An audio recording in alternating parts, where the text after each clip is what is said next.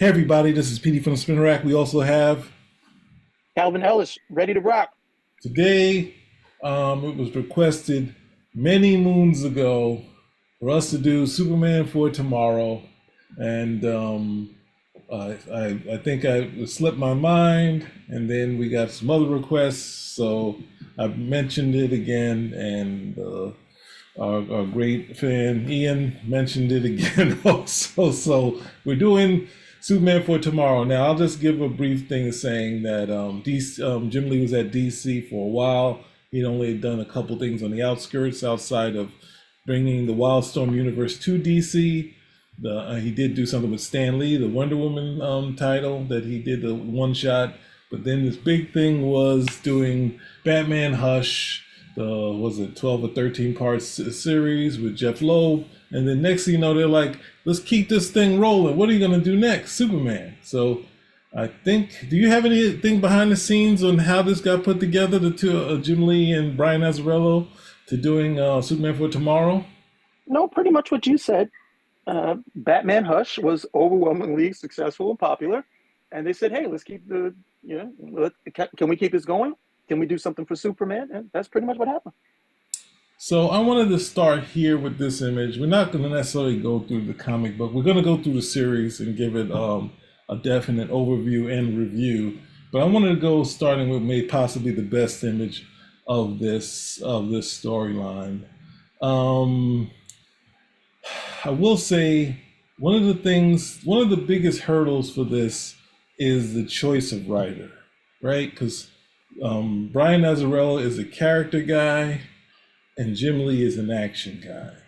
And I think one of the struggles of this series is putting together a character, and I mean character in the sense of the acting of the drawing, how the characters act, how someone who would be like, I say the best person who does character stuff is like Kevin McGuire. He can do facial things, quiet scenes, a lot of talking, that sort of thing.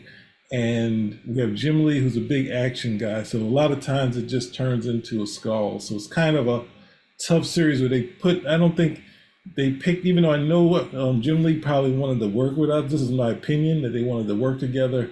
I don't think this story and or what he was writing was kind of the thing to push these two together to make the best Superman story. Now, I do like the idea of starting with a priest. I'm going to give an overview, but I think you probably do a better overview than me. I know it was a priest, Daniel Nilion, and Superman's Mhm. interaction with him, but can you give an overview? Let me just give it over to you because I know you can do it better than I can on this one.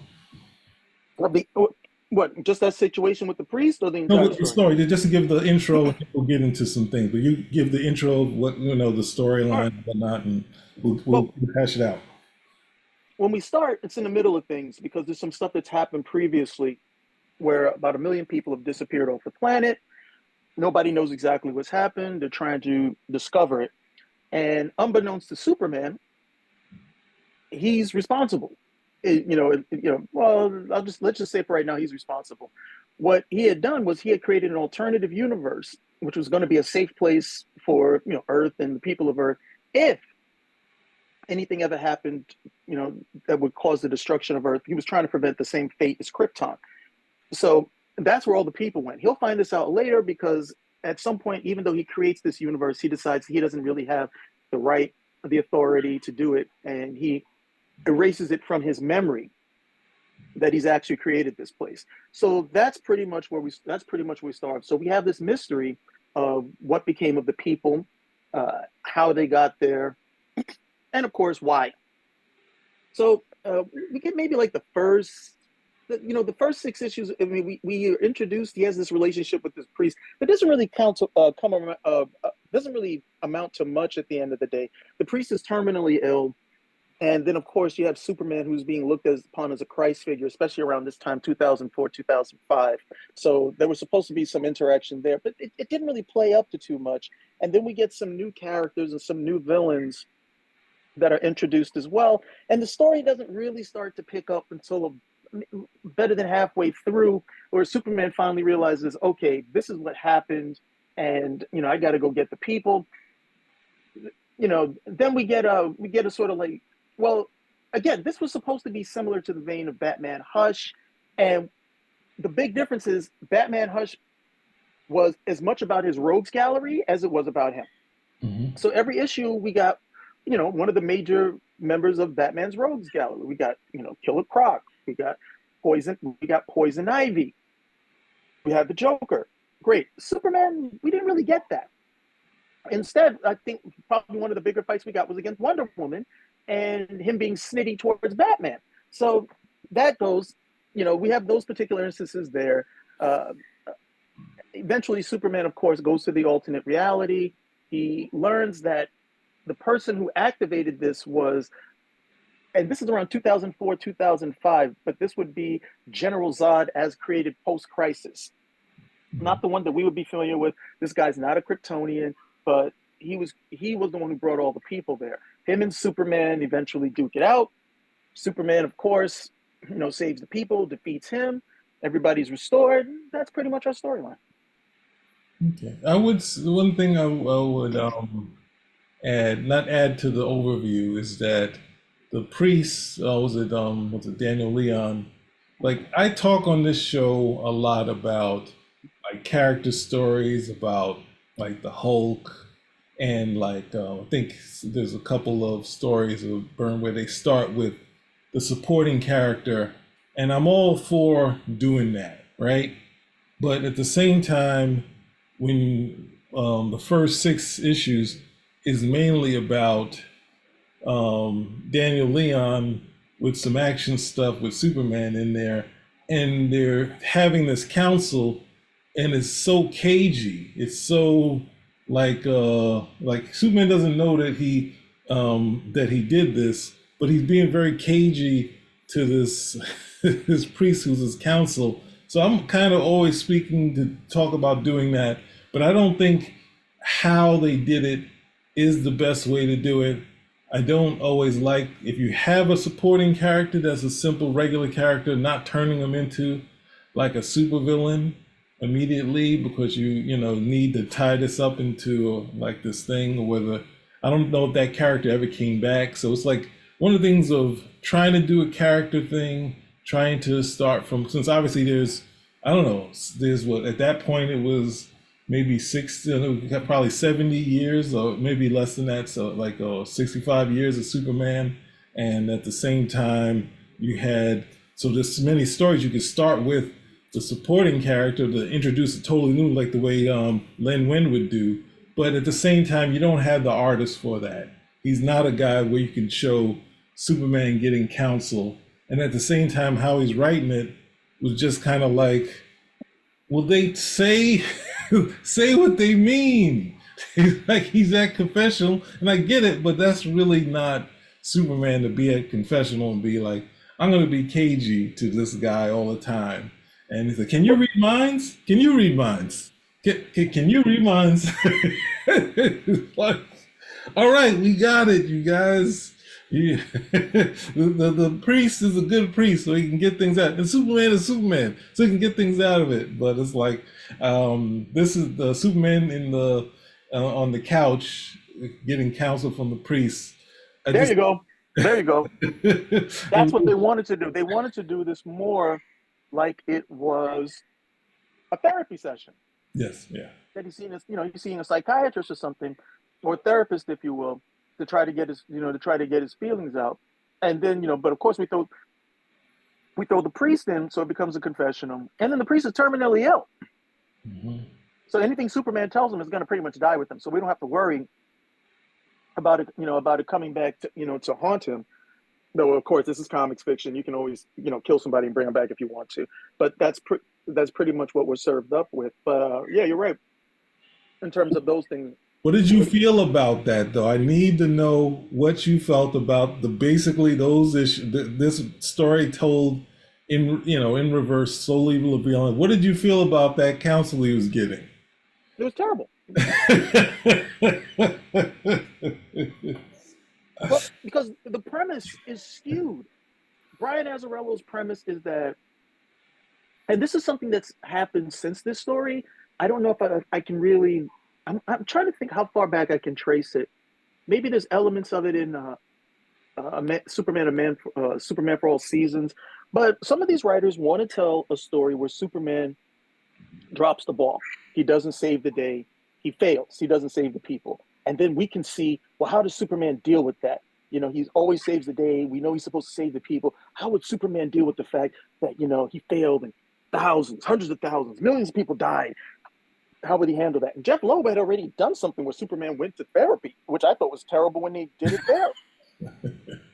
Because there's not a lot you can really send Superman to therapy for. Otherwise, he's pretty well adjusted. And then you want to send him to therapy for the worst possible thing. We're gonna, make Superman not save the people, and thereby we can go over here and see him emote, and that's gonna help us connect to him. Some really poor decision making at the end of the day.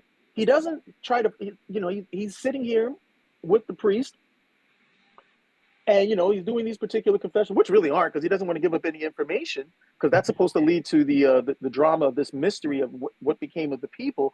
But his diligence should really be about, hey, the people vanished. I don't know if they're dead or alive, so I should really be trying to find them. Mm-hmm. That's really where his energy should be spent. But Azzarello was trying to tell a story, and he is not alone. It's been done several times since this. He's trying to tell a story. The what if Superman failed? That story. I want to do something different, and the best thing I can come up with is Superman doesn't save the day. Let's see what the ramifications are of that. And so that's where we start off, and we still get, that's pretty much most of the story up until he actually does return the people to Earth. Well, this when they figure out that I guess it's the Phantom Zone projector, and I think Batman, when he goes to Batman and he's KG, and Batman figures out that obviously Superman must be the fault to this without saying it. Nobody's saying what it is. So Wonder Woman comes, like they do. What is it? I want to say, because they also have this struggle with General Knox and EQ, who's the monster, the mercenary thing. When Superman gets to the third world battle late, and somehow they utilize the thing. I don't know how they got it. That's what happens, right? They have the projector or whatever it is, and they utilize it and wipe out, oh, not wipe out, but remove a million people. But then Superman gets it late enough where the General Knox guy takes over. Now Superman has to work with this guy. And it's just like, I don't necessarily like having Superman go to third world countries too late in the game, and we don't know if this guy is a good guy or a bad guy. But now Superman has to help these people this person had the coup was taken over, even though there's But a lot of bloodshed and all this, and a killing ground, a killing field. So sorry, do that go. is no, because that's the layman's approach. Even with somebody like Azzarello, that's their approach to Superman. That he should not, be this person who's reactive. He should be proactive. He should be going in here and stopping this type of stuff, even if it means toppling governments. And they've addressed this on more than one occasion. If Superman comes in to adjudicate this one time, he will be expected to adjudicate it every time, and it will not stop. It will not stop with him, stopping a dictator from killing his own people. It will escalate that, hey, anything that's wrong, you have the ability and the power to do it. You should be shutting this down. That's where we'll always go, especially in a fictional world where Superman is going to have, is going to be this paragon of good in terms of his morality. That's where it will always happen. Mm-hmm. So Azzarello does the same thing. You might borrow from Miller's book where he's like, oh, Superman, he doesn't do enough. He should be doing more. No, he's doing exactly what he's supposed to do, unless you want him to be a dictator. Mm-hmm. And then you want to he's not really the guy to put in these situations where, like, oh, it's a third world country and we know what happens there. Where's Superman? He's not supposed to get involved in this stuff. He's not supposed to get involved in this stuff simply because you have a political leaning. If people need help, he'll be there. Okay, if people need help, they'll be there. End of story. But a lot of this is just the political leaning of the writer. Be it conservative or liberal, or left or right. But that's where it is. And Superman is above all of that. He understands that, no, I've got to keep out of this stuff. It's not cool, and people may not like it. But the second I get involved, you're pretty much asking me to dash away all your free will. So no, people need help. I'm there. And if you can't understand that, If you can't understand that, that's even more of a reason for me to stay out of this, because you pretty much you expect that when I get involved, I'm going to do things the way that you want me to do them and to see them unfold. That may not be the case, because what's the mistake a lot of people always make? The person asking for the adjudication never thinks they're at fault. They never think they're guilty or they're capable or have done anything evil. So they're just like, no, it's always going to be this other guy's like, no, you've done something evil too. Huh? Me? So, that type of stuff when they go, I mean, but that was, Azzarello has, he did this, he did some more of this when he had to deal with Superman and, when he did the Dark Knight Part 3 with Miller, and I think that this stuff still comes in. But it's the idea that Superman should be more active. He shouldn't be this passive character. Look at with him in the Golden Age when he's ripping down buildings and so on and so forth. And I'm like, yeah, I think you could write that story in 1938, not in 2005. I don't think it works. When Superman goes with his heat vision and totally raises Suicide Slum to force them to build new buildings, because we have to ask, well, while they're doing that, where are the people living? Yeah, so I think that's the thing. If you if you want to go, I mean, I don't know, it's tougher to do that because I don't. If you want to do, I think Marv Wolfman had him going after against Iraq, and it's the DC Iraq or that sort of thing, and like having him deal with some sort of, dictator from time to time. You can try to do that, but don't try to have him like, all right, now he's going to be working for this guy. It's just like, hey, okay, whoever the government's in charge now, and where the people here are with him, now you're going to start lifting up things and doing that stuff.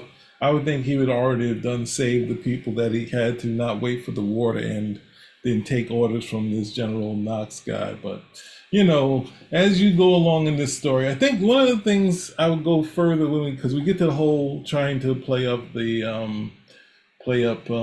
this mystery of Batman, and when the Justice League get involved and having Wonder Woman in there and stuff like that. When you get to that, and Superman actually makes a turn and goes to this area, and it's like a paradise. It's kind of like, okay, now he's in this paradise. I think they were trying to give you kind of a nod to like the Silver Age, even though like he would have a Rome, go to Krypton, because they also had Jor-El and Lara in there, sort of. But it's like you go to Krypton in the Silver Age and have this romance with someone that he'd fall in love with, and then he'd have to leave, that sort of thing. So it had a touch of this stuff with the Jim Lee kind of flair. And I guess I was back and forth with him finally seeing Lois, because it's basically like, it's not. The hard part is I like the thing of, hey, he's been away from Lois. They have this emotional moment. They get together, have sex, whatever. They're all up again. But it's like, yo, there's like a million people stuck in this thing. So it seems like the story, the way they were writing it, was about what happened to these people. And I also lost Lois. And when he gets there, it's like, Lois, and we're in paradise. And my parents are here. And Clark Kent. This is the other thing, is like, and Clark Kent's here, and it's like, Clark is notoriously absent from this story. So you see that to Azzarello and possibly Jim Lee, that he's not really a character of any worth to these guys, because he doesn't show up in a way that's any kind of, he has this moment in there, but obviously we know the hook of these things, that Superman has robots, and that's what Jor-El and Clark Kent and Lara are. But ultimately, that for a quick second, I could feel them trying to do the Silver Age thing, but I'm just kind of bothered that Superman is just not immediate. I understand you got your wife back, you had this moment, but then it just kind of said, F the people. All these people, millions of people that have been put over here, and the extra 1,000 that went with the dictator, is like, nah, I got Lois. I'm good right now. We're chilling. We're morning after. She's wrapped up in the cape. Jim Lee is making Lois look extra sexy in here, and it's like, yo, what? I get it. I can understand that, but at the same time, we gotta right this wrong. So we lead into, we lead into who you announced was, which was Zod. So just into ending on the big, Wait, oh, sorry. stay with that for a second because that right there, what we see in For Tomorrow is exactly what we saw in Man of Steel, where there's all this detritus, destruction, God knows how many people dead, and Superman's making out with Lois Lane, and they think that's a, and they think, oh no, because that they forget what the connection is between those two characters and why it's important. It's not, oh Lois, I haven't seen you, I'm so happy. Oh, forget these people. We got to go work things out. We got to come over here. Okay, this is good. Okay, good. Yeah, now. Okay, yeah, yeah, okay, yeah, yeah, yeah, we made more than enough love. Now I can go back and save the people. No, So no, yeah. because they want to. I mean, there is this romantic aspect when it comes to soup. They love, and again, they love doing that image of Superman and Lois flying somewhere. They love that romantic stuff when it comes to them. But there's a time. I hate this. I sound like some old dude. So there's a time and place for this. And Yeah. you really have to start asking, well, what about the people? That's where again you realize this is a Superman story written by someone who doesn't quite get what makes this character tick. They understand the elements that need to be in a Superman story and the ones that work, okay, but they really don't understand what makes this character work. Like one of the earlier issues, what's the big thing? Faster than a speeding bullet. So what does Azzarello do? He's like Oh, faster than a speeding bullet, but sometimes not fast enough. I'm like, okay, what the hell does that do? What does that do for the story? To see Superman not as fast as he needs to be, what does that do for the story at the end of the day? You just want to take certain phrases, turn them on their head, and for what?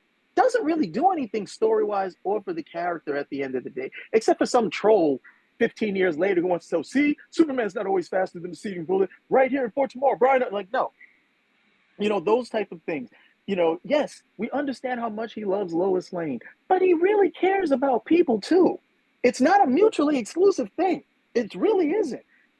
So, those type of, that moment right over there, but then we see how it gets replicated. It gets replicated later on with someone else who doesn't really understand the character as well as he may think he does. Where, okay, as long as I pull in these elements, okay, I'm going to do the flying and he's going to have the relationship with Lois Lane. Everybody's going to love this. It's going to be such a cool moment. Their love amidst all of this destruction, their love amidst all of these displaced people who have no idea where the hell they are.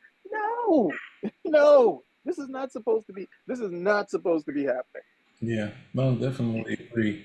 And it also feels like the two things at the end of the reveal of Zod, and then also the what was it, the priest becoming to save him, he becomes Omak something or another. It feels like they just rushed to the end to get to your big fight, and Well, it was only 12 issues. They had to do it sometime. so they have in this big fight, all of Superman's robots get destroyed, and even there's also, what was it, when the priest comes that gets him some stain on his thing, because he comes in there and they don't know what he is, so he gets attacked, and then of course he's No, that was a horrible scene right there. Because, and again, okay, a lot of times you will get people who will come in and it's one thing, okay, you don't understand Superman as well as you do, but you also don't understand the Christian faith as well as you do either. This is a Wow. priest. I didn't even think about that portion of it. Yeah, keep going. Yeah, this is a priest. Yeah, yeah. Okay, I'm willing to let go of the fact that he's going to be offering. I mean, unless you're saying that Superman is a Christian, he's going to be offering confession, to Superman at the end of the day. Okay, so that was already like he's not trying to he is not trying to educate him as to Jesus Christ. He's just going to sit over here and do this back and forth with him, and it works. It works somewhat. But then you get to the point where this is a priest who is supposed to have put his faith in God, and because he's dying, he's like, the hell with that. I'm going to take this technology and let myself be turned into a freak, right? Rather than meet my end. If you are a believer, you don't believe that you die. You believe that you're going to someplace else. You're going back home. There is no fear. Death as Christ would say, death is the last enemy. With faith in Christ, you have overcome the last enemy. Not according to this priest. Well, This priest is willing to put all these cybernetics and turn himself into a freak. And I was just like, okay, at the end of the day. And I guess it works, but it also shows how little understanding. If you're a priest and this is your final thing, how much understanding and faith did you have in Christ to begin with if this is your end result? So, but again, it stays consistent. Not really up to speed on Superman, definitely not too up to speed on Christianity. Well, the other thing is there's a moment in the council where he's like, he tells Superman that, or Superman knows that he's terminally ill, and he asks if Superman's help in that way, and he says he can't. But it's like, all right, we didn't necessarily need that sort of thing in here because, and at the same time, with not saying, but it's like, hey, it's like, Superman, can you help me with my canceling? Okay, first off, what we can do, we can try to get your body as alkaline as possible. Diet, just like like he would still figure a way to like things you could do, stuff like just stuff that he knows to try to help him in this situation. When people are like, hey, I don't do those kind of miracles. It's like you do miracles every day, and it's like, all right, guys. He would. It's like, no. There's things that and then also positive thinking. But he would be the spirit if you're gonna go that route. But rolling to the end, the big fights. So let's just, unless there anything you want to talk about in this big reveal of Zod and or EQS or that, or is any of that stuff been? Can you give me anything you want to say about that stuff? The resolution of this. Well, I don't know. Zod felt like a throwaway character. Mm-hmm. I like the fact that he used him because he was originally a character with Jeff Loeb, and I didn't quite get the character overall. Mm-hmm. But I did like the fact that but again, this goes along with him trying to do some different stuff. So instead of Lex Luthor being the heavy, or Parasite or Mongol, why don't we use General Zod? He hasn't been used. Okay, great, but then it just turns into like a fight. Yeah, it just turns into a fight, and that's one of the reasons why Superman's rogues gallery is not looked upon as an attractive one, because there's really nobody he can't beat in a fight, and so there was nothing really here with General Zod. After all of that, what he did to differentiate himself from just another one of those villains. Yeah. And there's also the harder part of, only because this is a utopia, that Superman really, with all of the pain that he's struggling with on the other side, on the regular side, when he goes into this new sort of phantom zone, he just totally absolved of any kind of guilt of doing this. He just kind of like, hey, I guess set y'all guys up. It's a nice place to live. And then of course the big fights and everybody comes home. Because they have so much thing on the people dying, but it's like, either they they were just ramping up to the action, but you don't get any kind of feeling for the people being whisked away. And of course, we start seeing people back like Jimmy and whatnot in the last one. So ultimately, the harder part of this is if you take the story for whatever it's worth, and I'm going to ask you one question of any positives that you have, but I'm going to just say, ultimately, with Jim Lee and Azzarello, I really kind of feel that as a writer and artist, they don't really seem to as a writer, turn to Jim Lee and say, what would you think would be fun to draw? Do you think we should do what Jeff Loeb did and have just go through the Rose Gallery and we'll wrap it around in the story? Let's just try to have some fun. Or, hey, I got this story I've been planning, thinking about doing for all my life. And maybe Jim Lee's not the guy for it. So I feel like Azzarello's story, whether it's a good Superman story or not, I think the last person who should have been drawing it is Jim Lee, because it's very much character. And not saying those characters are great, but if he's doing a character story and you need someone who shows emotion and that sort of thing in their art, Jim Lee does great figures, great action. He can do some emotion, but it's like you're not counting on him to do it all the time. And that's the hard thing for me.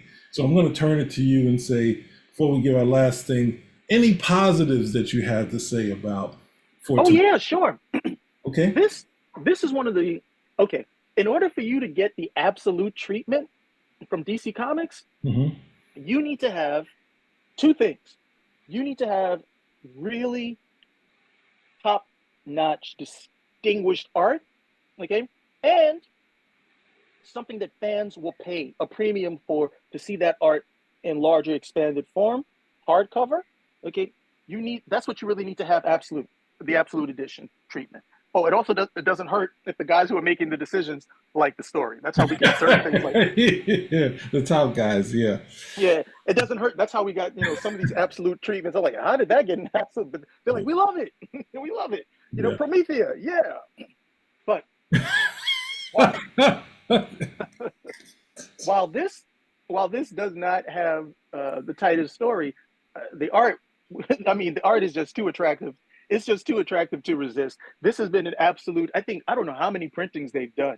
This was not like a one. Okay, we did a first printing. Everybody who wanted one got one. No, this stays in print. It Mhm. stays in print. This is not one of the best Superman stories by far, but for the art, yes, it definitely holds up. I mean, yeah, this is yeah.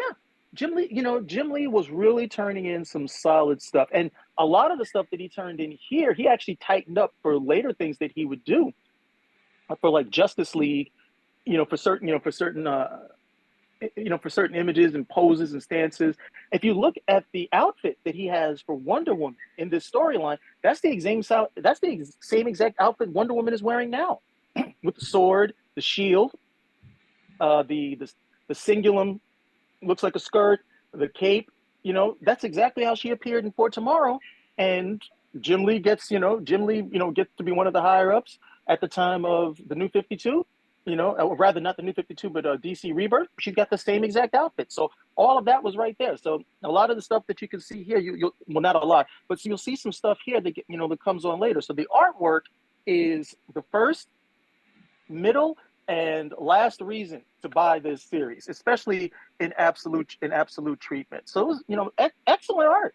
But I've said that Jim Lee's ability is so good that on Jim Lee's worst day, when he's being lazy and I don't want to draw this, and I'm going to put some shadow and I'm going to take these shortcuts and cheats, he's still better than 99% of the guys out there.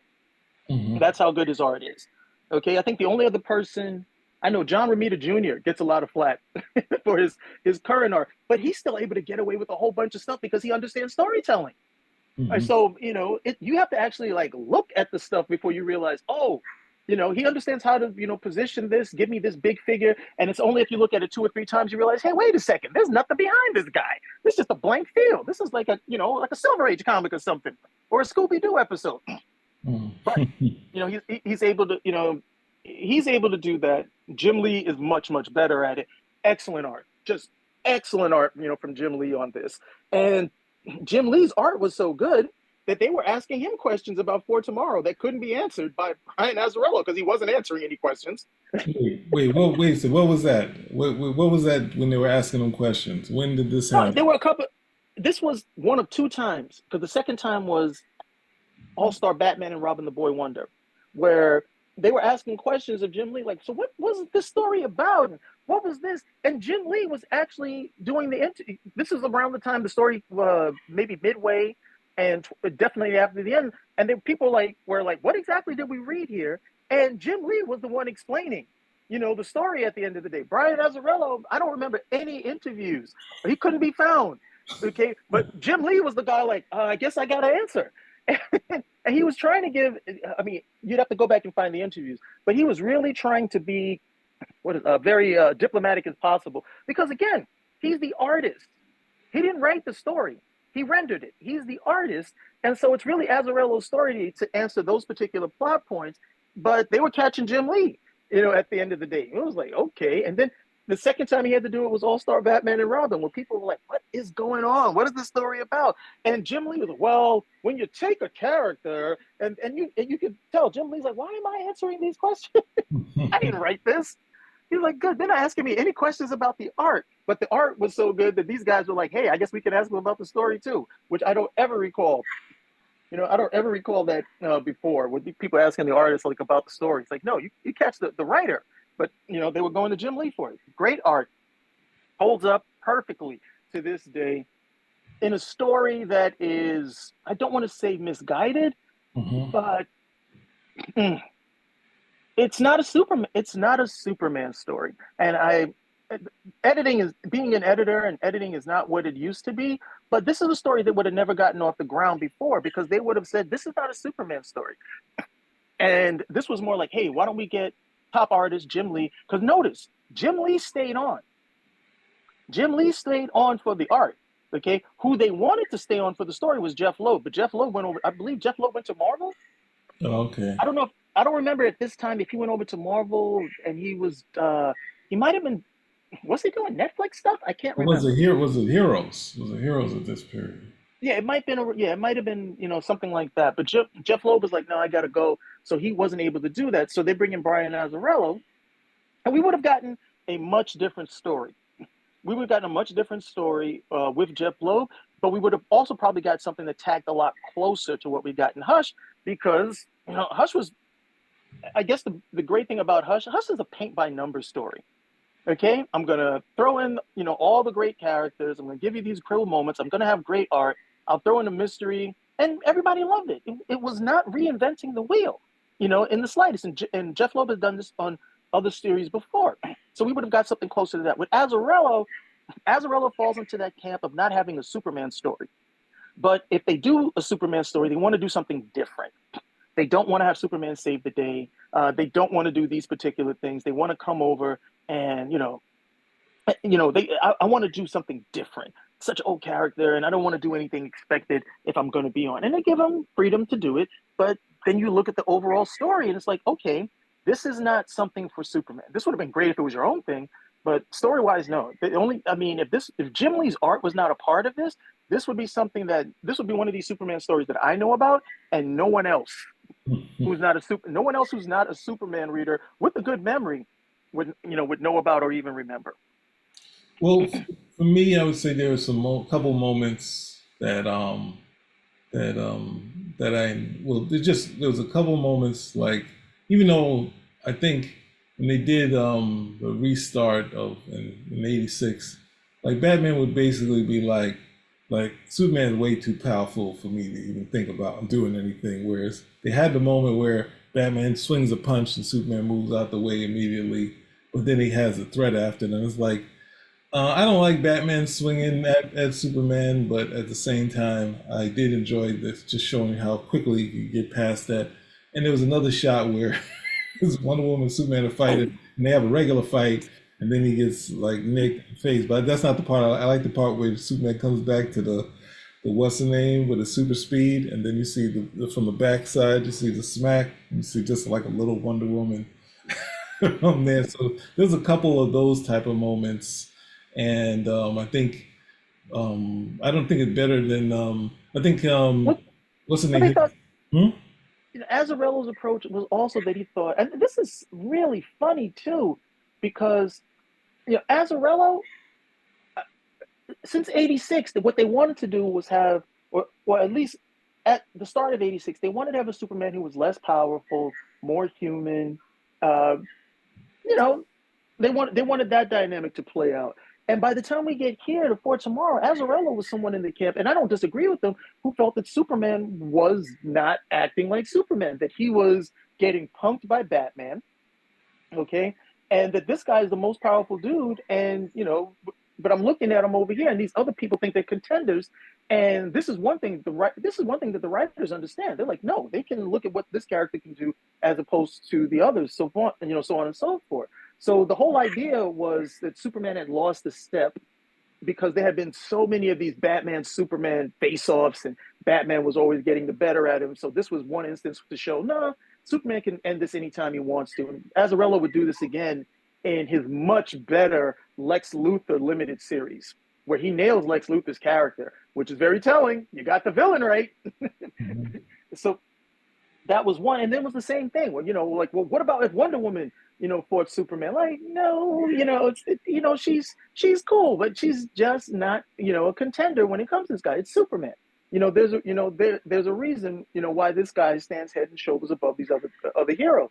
But part of that was because they had spent such a long period of time, literally, Superman, like, well, he's got to breathe, he's got to do this, he's got to do that. And Azzarello was one of the people who was like, nah, he's supposed to be like, he's not supposed to be sweating a fight with Batman. Batman's not supposed to show up and like, hey, I've got this kryptonite ring. You're like, what? Just blow it away, kill you. So that was Yeah, something. That was I something that mean, did. but that's the thing. I don't, there was a thing where, like Batman in his talk with Superman be like, basically you, like your with your immense powers, like he would never slight him on that. As outside of like I think Keith Giffen having a moment, or who is it? Obviously the Dark Knight is the big one where it happened, but it's just kind of like it's just like kind of fun to just say let's not play around with this thing, which same thing that like Darwin Cook kind of lost when he tried to have, well, he'll wrap his rope around Superman's leg and he'll fly him in the plane and then he'll still punch. And it's like I don't know that you know Batman is ever, that's the thing. Batman is not going to take a swing at Superman. It's like that's the thing of at least at that period. He's like, there's no. Yeah, I know in what was it? What's that thing? The death in the family. He takes a swing for Mhm. no reason. It's just like because he's angry, and it's just like he's not going to do that. Like, but it was just a cool scene of how using the speed. There was a couple of things speed wise that was pretty interesting. So, um, Death in the Family. Death in the Family, Part Four, where Batman swings at Superman, is probably the only time I would have ever thought. That's the only time I could ever see Batman actually being uh, so mentally out of it that he would actually throw a punch at Superman because Jason Todd had just been murdered. You know, he's obviously grieving. He wants revenge against the Joker. Superman's trying to talk to him. He doesn't want to talk, and he takes that swing. And when he takes it, Superman's like, "Hey, feel better now?" And he's like, "I think I broke all my knuckles." That sort yeah, of thing. uh, He leaves him at that one. I Okay, can't. this one might have been executed better, where he's like, "Okay, I'm just gonna like move out the way," because you're gonna hurt yourself. But the mind state of Batman in that sequence is the only time I could see him actually doing it. Not, hey, I'm just going to punch you because I don't like what you said. It's like you are supposed to be a lot smarter than that. You're not going to. You wouldn't come over here and like, you wouldn't come over here and try to punch through, adamantium. I know different universes. You're not going to get anywhere with that. You're not going to get anywhere here. But the whole idea that these guys were going, they felt that Superman was being punked by Batman too often, and the idea was to like to reassert himself somewhat, which honestly I thought was fine. It just not, but that's one like moment in 12 issues of a story, or not a moment that I find very compelling overall in terms of what we were given in terms of the story. All right. So, any last words before we close Hmm. curtains on this? Well, stories like this have continued to this day. So next year will be 20 years. Actually, I think it started in 2004. So we're looking at 20, 21 years since the inception of this story. And we still have a lot of people who have a story to tell about Superman, but it's not a Superman story. Meaning you could throw another character in here and, the effect may be better, may be worse, but it's not a Superman story. But it does start with stories like this, where, the saving grace is the art, but the understanding of the character is really not there. The they want to do stuff that they had already done like back in 71 when Denny O'Neil was on the book, when people, they don't look at Superman with regard, where like, oh, this is your fault, Superman. Where are these people? Why didn't you save them? Where they want to marvelize more of the DC universe, where, people are just like, hey, these heroes don't do anything for us. Even though Superman's, a good guy, at the end of the day. So this type of story replicates itself down the line, but the better stories are the ones that really understand Superman as a character. Those are the and I always scratch my head because those resonate so well and everybody remembers them and everybody loves them. And yet you still have the guys who, I guess the guys remember those stories too. It's like, nah, I don't want to do that story. I want to do something where Superman gets blamed for everything and then the people hate him and he's got to go off somewhere and think about it. Yeah, that's my story. He's got to go somewhere and think about it. So along those type of lines. But it started, I can't say it officially started here, but this is definitely one of the better examples with the great saving grace of beautiful art by Jim Lee. And I guess my ending is that, as I was saying, I'm all for some sort of character drama. Starting your story with the character, it's a rarity that someone do the closest, as I mentioned, but it's something I want that like Lean Wen would do, bring up a whole new supporting cast in a couple issues of, a couple issues of the Hulk, and then moving on to another thing. This we get a whole arc, but at the same time, you're doing a lot of character stuff. You need, if you're going to have, not obviously Superman not sitting on the couch, but having this kind of interaction, you need someone to be able to emote that stuff, and it's kind of hard to get that where you got images like what we have here. This is your meat and potatoes stuff, and you don't even have room for Clark Kent in this thing. They kind of did a trick to that, having him in there. You don't have to have him, but it's like a what is it, 12-part series, and you don't have. No, Clark Kent. Clark Kent is supposed to. It's so frustrating because you already know where I stand with the whole Clark is the real face and everything. Like, nah, I'm not necessarily for that. But you're supposed to. Clark Kent is a co-essential part of the Superman story. You should not be going 9, 10, 12 issues and there's no Clark Kent. But that happens when Clark Kent is not a co-essential part. Clark is supposed to have his own friends. His only friend is not supposed to be Lois Lane or Jimmy Olsen at the Planet, but Clark Kent is supposed to have his own friends, his own life outside of all of that. And they quickly said, hey, we don't need to see this dude. As a matter of fact, Clark's a robot. We can just, okay, now you got Clark. And so we can just fully focus on Superman flying, making love with Lois Lane, and that'll be the end of it. But this should never happen. You remember back in the Silver Age, was it Mark Wessinger or was it someone else who mandated that Clark had to appear on at least like 7 or 8 pages out of every story? Yeah. Because if not, the guys would just like have Clark on like the first panel, and he would hear something like "sounds like danger." Second panel would be his shirt opening up to the ass, and we wouldn't see Clark again. Well, I mean, that's the thing when you have you're doing superhero comic books. At some point, and that's one of the harder things. The thing that really sold for Spider-Man is the Peter Parker stuff. The thing that kind of helped the Hulk get his footing was bringing Bruce Banner back and not having him just like a character less important than Rick Jones. And the same with Clark Kent as being the quintessential initial one in the golden age.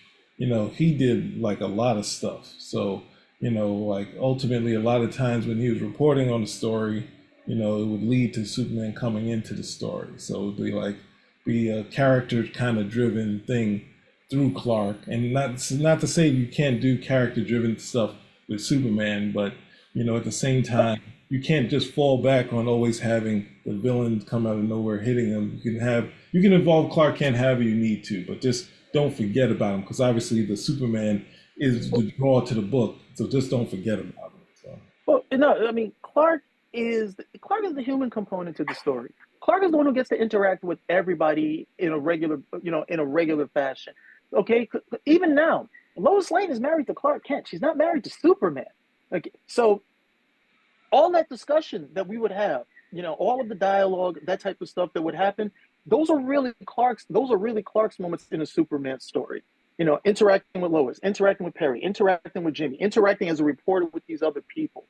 Okay, experiencing what the human beings feel when something happens. Because once it's Superman, it's a totally different dynamic. As much as people don't, I mean, my hat's off to DC. They spent a long time trying to get people to believe this, and even though they're showing you right in front of you, they're showing you to your face that it's very different once Superman comes on the scene, and Superman's expected to do what? solve these problems, handle these bad guys, save the people at the end of the day. Clark can actually, take the time to actually talk. Whereas, Superman is sitting down like, hey, don't you got something to do? Isn't somebody on the other side of the world need help or something of that nature? So that's the big function of Clark Kent at the end of the day. Clark is the person who goes to the priest in the first issue and is looking for confession. That perfectly works with him. With Superman, it's kind of like, those are the things that you miss when you take Clark out of the story. And I can't believe I'm the person who has to say it, because I'm already critical of how they use them. But you go 12 issues and this dude doesn't appear, and when he does appear, it's as a robot. Ah, well, hey, you want to try to close it out again before we find 15 more minutes of stuff to talk about? No, I mean that's about it. It's something that's always going to be an absolute edition. It's up there. There's a ton of reviews out there, so there's interest to this. If It's definitely something if you want to check it out. They talk about this was a thing that Henry Cavill was trying to bring to Warner Brothers to try to do something with. He So, wanted to do this. Oh, we dodged another bullet. but one of the things is it's something that has stayed in print, and it's something that people want to do. The hard part is that it is, and ultimately, and how it was done, not really the best thing for a Superman story. And if you need that kind of character drama, in my opinion, you need a kind of different artist. But you have the action, and I think this is another one. I think the same thing happened with the what's the name with the Superman Unchained, that where it was like Superman like a good 8 issues, 7 issues, and Clark Kent the last couple. Then they kind of ran out of steam. So all right, we're getting out of here. Spinner rack Hey, we're out. out.